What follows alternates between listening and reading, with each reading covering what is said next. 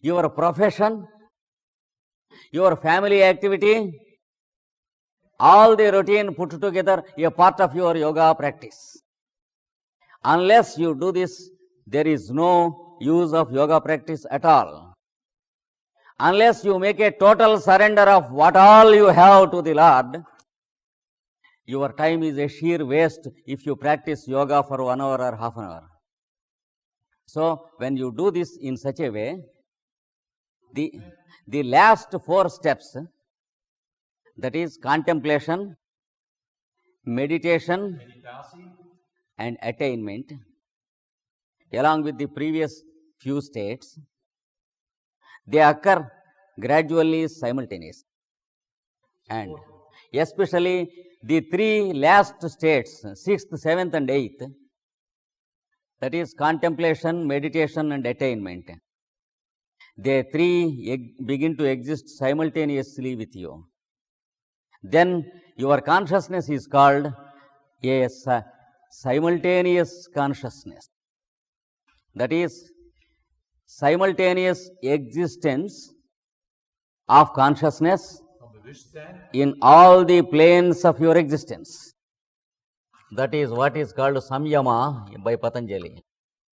The definition is, when the 3 states exist simultaneously, it is called samyama. Then the goal of our life is achieved, because it is this experience that we call life. Life is to test this experience, and here ends the practice of yoga. Then there is the goal of yoga, that is yoga living. Yoga practice is not at all a goal. According to Patanjali, yoga practice is not at all the final aim of yoga. Yoga practice is for yoga living. Now he prescribes us how to live with yoga. Apply these states to whatever work you do. Let it be in your office or in your house. Let it be in a railway train or an aeroplane. It is only the Lord who exists, and in Him everything exists. And you can walk on the streets where there is a big rush and traffic without any accident being committed. But at the same time, you are seeing only the Lord and not the motor cars and the traffic. When you are talking to anyone, you are talking to the Lord. When others are talking to you, they think that they are talking to you, but you will receive your own message through their talk. Let it be a boy or a grown-up man. Let it be an educated man or a fool. He is not a fool to you, he may be a fool to others. Whatever he speaks may be having his own meaning, but whatever you receive is your own program received from the Lord. Every hour, every minute, you are receiving programs directly from the Lord. He decides where you have to go, whom you have to meet, and what you have to do in the name of the Lord. This is the first application in yoga life. The second application is called transmutation. That is, every one of us are born with some congenital defects. They may be mental or intellectual or emotional, or some diseased conditions inherited from parents, or diseased conditions acquired by ourselves. But through this process of living, you will transmute yourself, and all the congenital defects, especially psychological, emotional, cultural, intellectual and educational, will be removed and you will be the foremost in everything. You will be elevated into the best of your metal. This is what is called a total healing by the Lord. This is another aspect of yoga living. A third aspect is working through many bodies. You can work through many physical bodies existing at different places at the same time for the benefit of humanity. It is not a miracle. It is not a miracle, but you will do it. How? You can make the same transformation to anyone who is with you. Just as a powerful magnet can give its touch to a piece of iron. As long as other people are in your presence, they work for the humanity. They also work like perfect yogis, because mentally they have no existence of their own as long as they are in your presence. And you can do it permanently also to some people who are your followers and make a total transformation permanently. Just as one magnet can produce 1,000 magnets, when once you are a full-fledged yogi of the Patanjali's path, you can produce as many yogis as it is permitted by the Lord.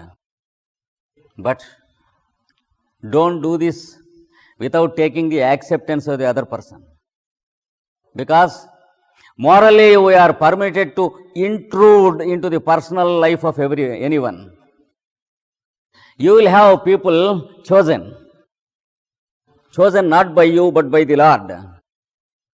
They will make a total surrender of themselves to you, so that they have no personal life and private life except yourself. Since you too have no personal life, you have no motives to tackle them.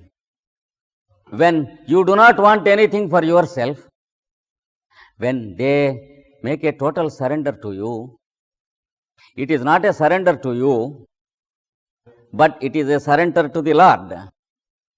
Only with those persons you make a total transformation. Make them yogis like yourself, and your presence helps them and hastens the process. And thus you can work through 100 bodies or 1,000 bodies simultaneously working. If you are to type something for the benefit of humanity, you can do it in the form of 100 typists. Like that, any piece of work that is useful for humanity, you can do it in many bodies. And this is the next step prescribed by Patanjali about yoga living. And further, you can supplement Bhagavad Gita also and the scriptures. In that, if you are a yogi, you can make your husband or wife a yogi. You can make your children yogis. Therefore, it is a must for a yogi to get married and beget children after he has become a yogi. That is the injunction of the Bhagavad Gita. This is the next step you have to do. And finally, there is one step.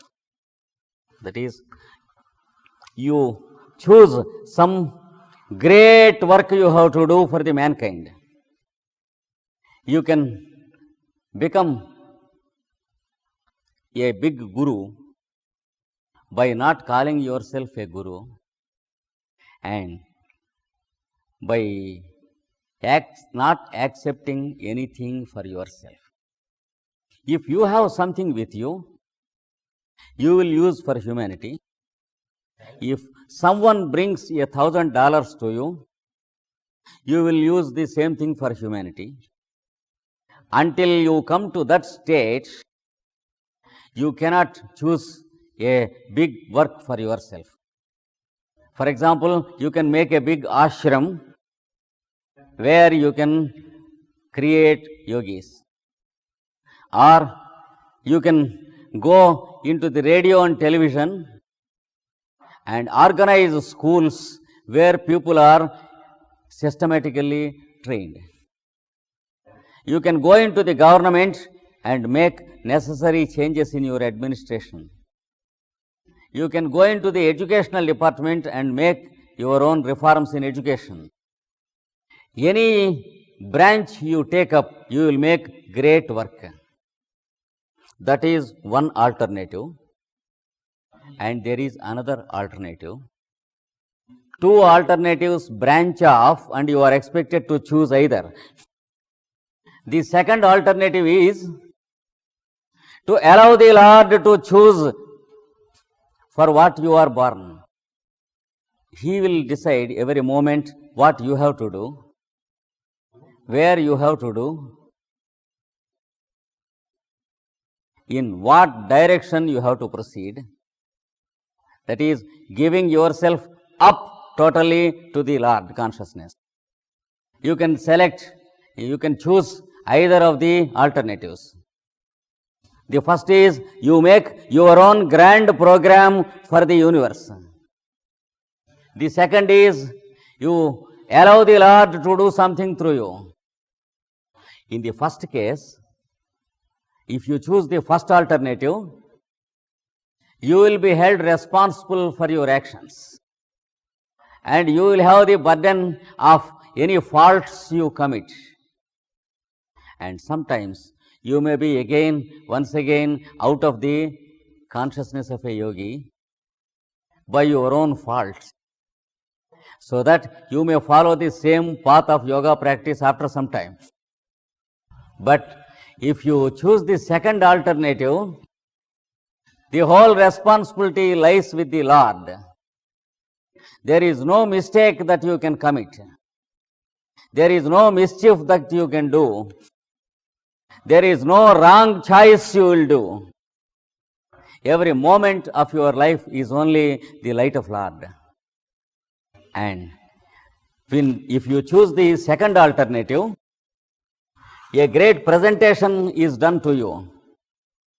That is what Patanjali calls the overclouding. Clouding. That is covering. You will be covered. You will be covered. You will be clouded. Something clouds you and conceals you. What is that? It is called the law, the universal law. That is, you will stop doing anything and the law acts through you. The law speaks through you.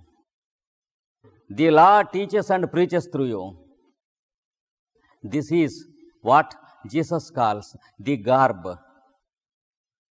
The garb, the coat given by God to man. The cover. Yes, the garb. And what he calls the cover under which you have to meditate the Lord. We see some people having a cloth on the head to meditate the Lord. It's not the cloth, but it is the presence of the Lord as a cloud upon us. That is what he means when he says, "My Father in heaven speaks through me." This is the last and final step of yoga living. This is the aim, this is the goal, and this is the purpose of yoga, according to Patanjali. In short, this is the syllabus of Patanjali's yoga practice.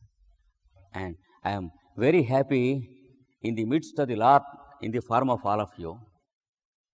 And I thank the Lord once again in the form of all of you for giving this opportunity this evening to me.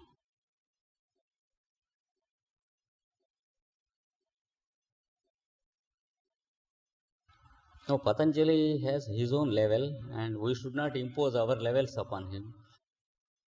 Myself, Yes. that is for the Lord to decide, not for me. Because it is the headache of the Lord, not my headache. That is off time for the hair, not for man. An estimate, if we begin to make an estimate of the progress we have made, both Patanjali and the Lord will leave us independent to decide our own levels.